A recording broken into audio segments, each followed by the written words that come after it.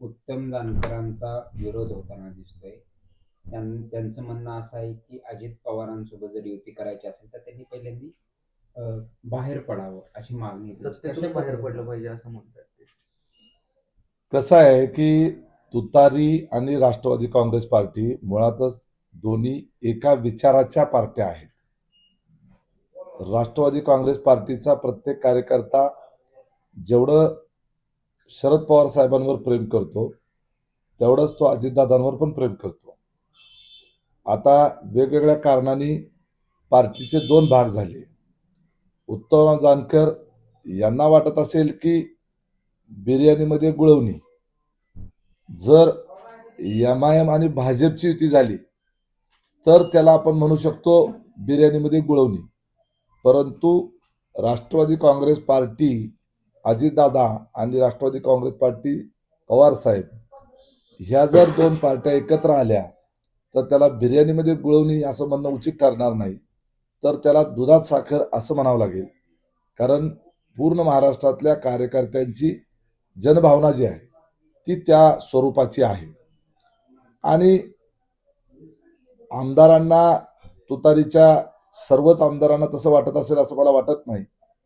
खरं तर परवा ज्यावेळेला आम्ही एकत्र बसलो होतो त्यावेळेला उत्तमराव जानकरांचं काही तसं मत नव्हतं.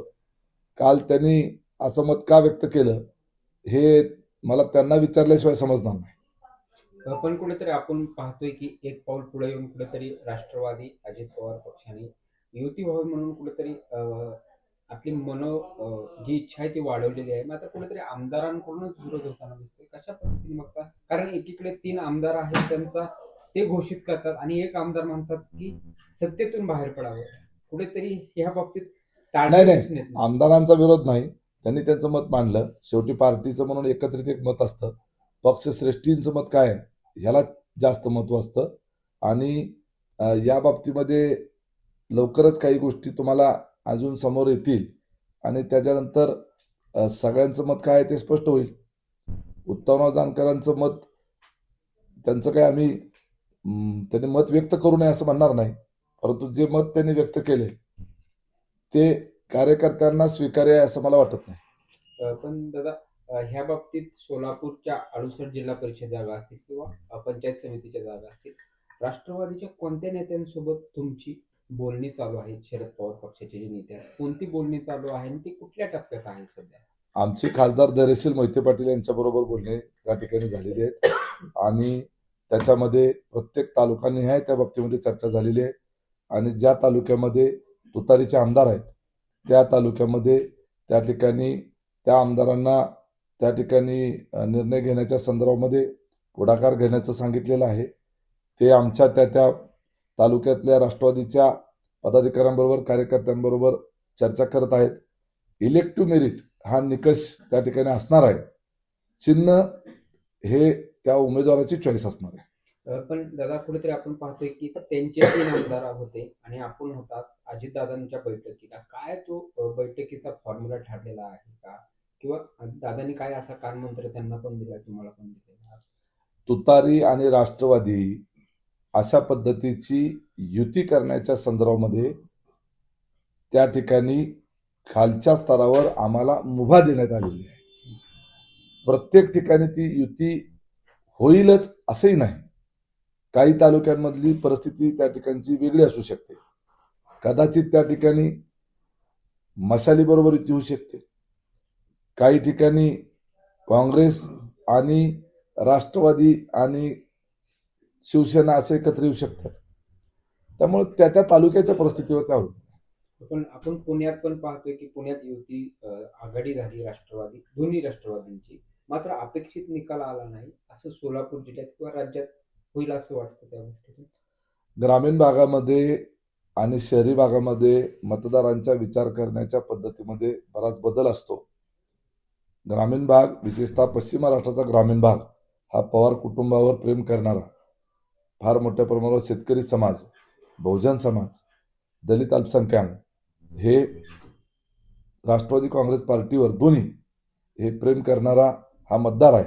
त्यामुळे ग्रामीण भागामध्ये शहरात जे चित्र दिसलं ते ग्रामीण भागामध्ये त्याच्या उलट चित्र दिसेल आणि राष्ट्रवादी काँग्रेसच्या एकत्रित आणि इतर आमच्या सहकार्यांना त्यामध्ये यश मिळेल. उत्तम जानकरांचं असं म्हणणं आहे की दादांनी सत्तेतून बाहेर पडावं, म्हणजे भाजप सोबत राहू नये.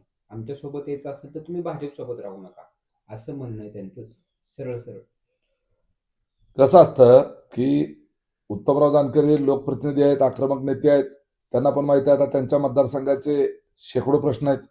ते प्रश्न सुटायचे असतील तर त्याला निधीची आवश्यकता असते आणि ज्या वेळेला सर्वसामान्य माणसाला एखादा रस्ता पाहिजे असतो, एखादी पाणी पुरवठ्याची योजना पाहिजे असते, एखादी अंगणवाडी पाहिजे असते, एखादी शाळा पाहिजे असते, एखादा दवाखाना पाहिजे असतो, एखाद्या ठिकाणी क्रीडांगण पाहिजे असतं, एखादं कॉलेज गव्हर्नमेंटचं पाहिजे असतं, त्यावेळेला सरकारमधून त्याच्याकरता निधी मंजूर व्हावा लागतो आणि हा निधी मंजूर व्हायचा असेल तर त्या ठिकाणी सत्तेमध्ये असल्यानंतर या सगळ्या गोष्टी सोप्या होतात आणि साध्य करण्याला त्याला अडचणी येत नाहीत.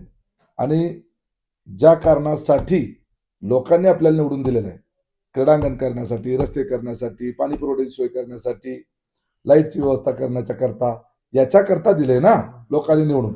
ही कामं करायची असतील तर आपल्याला सत्तेच्या सोबत जाणं क्रमप्राप्त ठरतं आणि केवळ वैचारिक गोष्टी करून आपल्या भागाचा विकास करता येत नाही.